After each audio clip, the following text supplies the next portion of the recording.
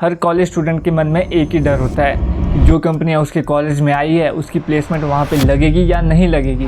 अगर आप भी यही सोचते हैं तो ये वीडियो आपके लिए है। मैं इस वीडियो को बनाने के काबिल इसीलिए हूँ क्योंकि जब मेरे कॉलेज में बहुत सारी कंपनियां आई थी जैसे कि सुजुकी मोटर्स, हीरो होंडा या फिर बॉश, तो मैंने भी बाकी स्टूडेंट की तरह उन सभी कंपनीज में प्लेसमेंट के लिए अपना इंटरव्यू दिया था। जो प्रोसेस में मेरे साथ हुआ, जो एक्सपीरियंस मैंने किया, वो मैं आपको इस वीडियो में बता रहा हूँ। तो ये वीडियो कोई नॉर्मल ऐसी वीडियो नहीं होगी कि आपको ये करना है। मैं आपको बताऊंगा कि मैंने क्या उस टाइम महसूस किया और किस तरीके से मैंने उन सिचुएशंस को संभाला। तो चलिए स्टार्ट करते हैं। सबसे पहले मैं आपको अपना इंट्रोडक्शन दे देता हूँ। मेरा नाम आयुष है और मैंने मैकेनिकल इंजीनियरिंग से डिप्लोमा किया है पॉलिटेक्निक में। तो ये वीडियो खास मैं अपने उस सब्सक्राइबर के कहने पे बना रहा हूँ जिनका की नाम है वीडियो वेंचर। सबसे पहली बात है कि कॉलेज प्लेसमेंट में अपीयर होने के लिए आपको उसके लिए एलिजिबल होना पड़ेगा। तो उसके लिए एक क्राइटेरिया होता है और वो क्राइटेरिया होता है कि आपके अपने सब्जेक्ट्स में जो आपने अपने सेमेस्टर में जितने भी मार्क परसेंटेज आया है उस सब का टोटल एग्रीगेट परसेंटेज CGPA 60% से ऊपर होना चाहिए।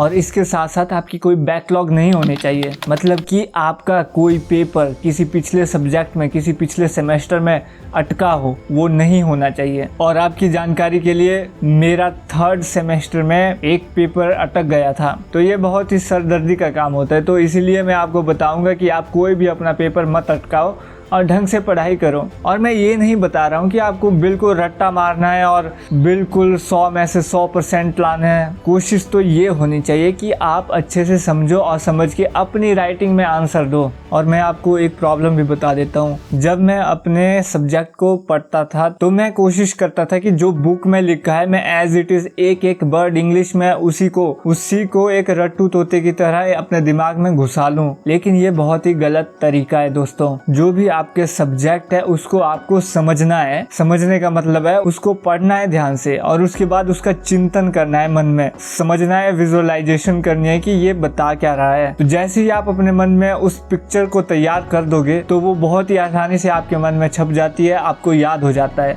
और वही चीज को आपको बस इंग्लिश में लिखना है। बेस्ट यही है कि आप इंग्लिश में सोचना शुरू कर दो, जिससे कि आपको इंग्लिश समझने में भी आसान होगी और इंग्लिश का आंसर लिखने में भी आसान रहेगा। तो आपको समझ में आ गया होगा कि 60% मार्क्स तो मिनिमम लाने ही लाने हैं एग्रीगेट में और कोई बैकलॉग नहीं होनी चाहिए। और इसका दूसरा पॉइंट है, जो दिखता है वही बिकता है। आपको खुद को इस तरीके से दिखाना होगा कि आप उस जॉब के लायक हो, काबिल हो। आपको अपने रिज्यूमे में भी लिखना पड़ेगा ध्यान से कि आपके 10th में, 12th में, कॉलेज में ये मार्क्स आते हैं आपको, मतलब कि आप स्टडी में अच्छे हो। और इसके अलावा आपने क्या क्या चीजें की है, कोई एक्टिविटीज में हिस्सा लिया है या कुछ किया है कॉलेज में, इसके अलावा भी वो सब आपको लिखना है। और रिज्यूमे में बिल्कुल शॉर्ट और सिंपल लिखना है और उनको लगे कि हाँ ये पढ़ने वाला तो व्यक्ति है ही, लेकिन इसके अलावा भी इसके पास और भी बाकी खूबियां हैं। आपको उनको अपना एटीट्यूड दिखाना है कि आप लायक हो, कॉन्फिडेंस दिखाना है, ओवर कॉन्फिडेंस नहीं, कॉन्फिडेंस। और अच्छे से रिस्पेक्टफुल वे में उनसे बात करनी है।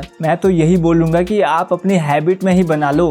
अपने पहले सेमेस्टर से, दूसरे सेमेस्टर से, जब से आप ये वीडियो को देख रहे हो, तैयार कर लो कि मेरे को बिल्कुल सही कपड़े पहनने हैं, साफ सुथरे कपड़े पहनने हैं, अच्छे से हेयर कट होना चाहिए, बिल्कुल साफ सफाई होनी चाहिए। आप कैसे बैठते हो, कैसे उठते हो, क्या बात करते हो, क्लियरिटी के साथ बात करते हो, कंफ्यूजन नहीं होना चाहिए शब्दों में, कॉन्फिडेंस के साथ बात करो। तो ये प्रैक्टिस करो आप पहले सेमेस्टर से ही, जिससे कि आपको ही फायदा होगा। जब आप इंटरव्यू दोगे तो आपको बिल्कुल भी बड़ी बात नहीं लगेगी। जैसे कि आप कैसे दरवाजा खटखटाते हो, कैसे दरवाजा खोलते हो, ये कुछ टिप्स होते हैं इंटरव्यू में कि कैसे आप अंदर कैबिन में जाते हो, दरवाजा अच्छे से बंद करना है, अच्छे जूते, अच्छे कपड़े पहनना है और जाना है। तो ये बात हो गई आपकी एक्सटर्नल अपीयरेंस की। और इसके साथ साथ आपकी कम्युनिकेशन कैसी है और आपका कॉन्फिडेंस कैसा है। उनको भी तो वही लोग चाहिए ना जो अच्छे से बात कर पाए उनकी कंपनी में। जैसे मैं आपको एग्जांपल देता हूँ, हमारे साथ क्या हुआ था। जो भी कंपनियां हमारे कॉलेज में आती थी,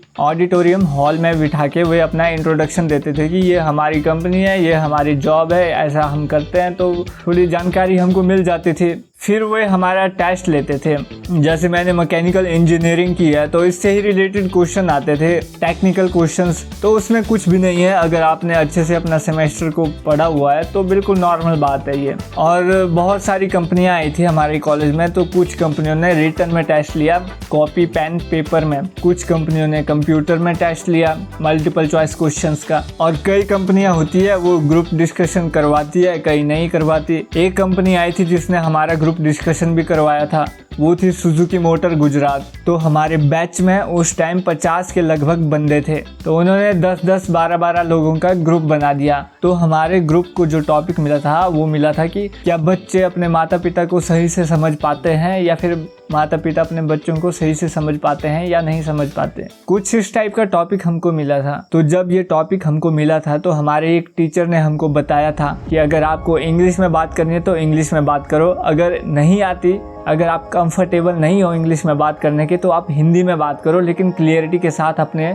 थॉट्स को रखो। इसलिए मुझे उतनी अच्छी इंग्लिश नहीं आती थी बोलने, मैंने हिंदी में ही बात की। कुछ पढ़ाकू बच्चे भी थे हमारे उस ग्रुप में, लेकिन वो लोग कुछ बोल ही नहीं पाए, उन्होंने कुछ बोला ही नहीं। जैसे ही सामने वाला कोई बोलता था तो कोई दूसरा बोल देता था, वो बस अपनी बारी का इंतजार ही करते रहे कि मैं कब बोलूँगा। लेकिन मैंने ये ठान लिया था कि कुछ ना कुछ तो बोलना ही है, मुझे अपना 100% देना है। मैं सिलेक्ट होऊंगा या नहीं होऊंगा इससे मुझे कोई मतलब ही नहीं है, मेरे को बस बोलना है कुछ ना कुछ जो मेरे थॉट्स हैं। इसलिए किसी भी व्यक्ति ने कुछ बोला, मुझे लगा कि इसके सेंटेंस पूरा हो गया है, तो मैंने तुरंत बोल दिया कि I am agree with you.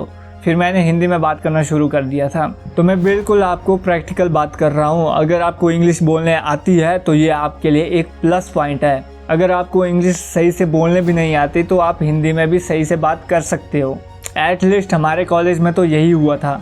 तो मैं आपको एक एडवाइस देता हूँ कि आप किसी को इम्प्रेस करने के लिए नहीं जाओगे उधर, वहाँ पे आपको अपने आप को एक्सप्रेस करना है, अपने थॉट्स को एक्सप्रेस करना है। तो ग्रुप डिस्कशन का मतलब ही क्या होता है? डिस्कस करना और उससे एक फाइनल रिजल्ट निकालना। सभी 10 स्टूडेंट का ग्रुप में डिस्कशन ही इसलिए होता है कि आप अपने विचारों को सामने पेश करके फाइनल में कुछ रिजल्ट निकालते हो, ना कि डिबेट करना, किसी से लड़ना कि नहीं मैं तो मानूंगा ही नहीं ये बात को। तो वे आपका एटीट्यूड देखते हैं कि क्या इसमें ईगो बहुत ज़्यादा है, क्या ये ढंग से बात करता है, तो ये हर एक चीज़ देखी जाती है। और उसके बाद फाइनल हमारा हुआ था इंटरव्यू, और इंटरव्यू होते होते तो शाम हो गई थी। जब मेरी बारी आई तो मैंने दरवाजे को नॉक किया, फिर ढंग से दरवाज़ा खोला, फिर मैंने एक लंबी सांस ली और मैं घुस गया अंदर।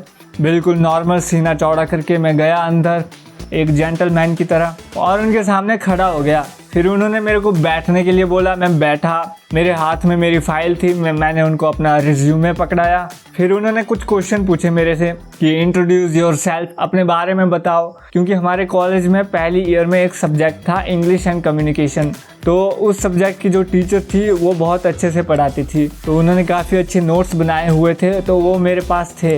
इंट्रोडक्शन में तो मैंने इंग्लिश में ही बात की। फिर उन्होंने अब मेरे बारे में क्वेश्चन पूछा कि आपने अपने कॉलेज में क्या क्या सब्जेक्ट पढ़े हुए हैं, क्या क्या चीज़ें आपने पढ़ी है। 5th और 6th सेमेस्टर में जो सब्जेक्ट थे वो मैंने फटाक से बता दिए।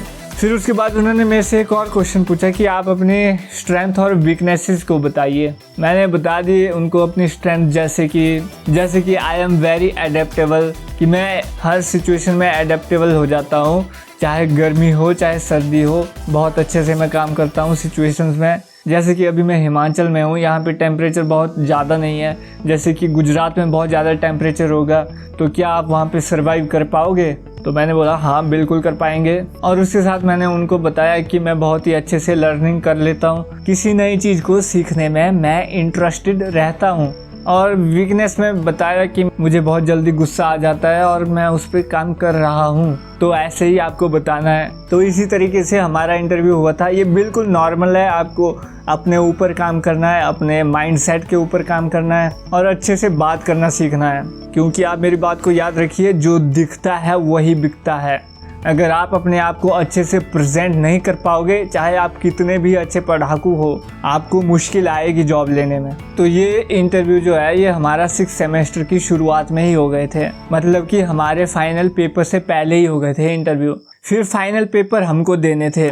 मेरे बहुत अच्छे मार्क्स नहीं थे पिछले सेमेस्टर्स में, तो मैंने एग्रीगेट करके देखा कि मेरे परसेंटेज तो 60 से कम बन रहे हैं। फिर 6th सेमेस्टर में काफ़ी हमने डिटेल में स्टडी की, काफ़ी अच्छा परसेंटेज लाए और लास्ट सेमेस्टर में ही उन्होंने ईमेल के थ्रू हमको अपॉइंटमेंट लेटर भी भेज दिया था और उन्होंने हमसे हमारा मेडिकल भी मंगवाया था। तो मेडिकल भी हमने ऑनलाइन ही जीमेल के थ्रू उन तक भेज दिया था। तो इस ग्रुप डिस्कशन में और इंटरव्यू में जो सबसे मेन चीज़ थी वो ये थी कि मैं ये नहीं सोच रहा था कि मैं सिलेक्ट होऊंगा या नहीं होऊंगा। इस बारे में आपको सोचना ही नहीं है कि क्या पता मैं अच्छे से अपने आप को प्रेजेंट कर पाऊंगा, क्या पता मैं सिलेक्ट हो पाऊंगा।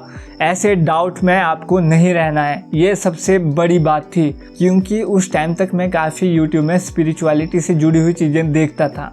तो उस टाइम एक गुरुजी ने हमको बताया था, यूट्यूब में एक वीडियो में देखा था कि बहुत सारे स्टूडेंट डरते हैं। तो डरना नहीं है इंटरव्यू देने के लिए, कॉन्फिडेंस के साथ जाना है। सिलेक्ट होऊंगा नहीं होऊंगा वो इंटरव्यूअर के ऊपर है, मेरे को अपना 100% देना है।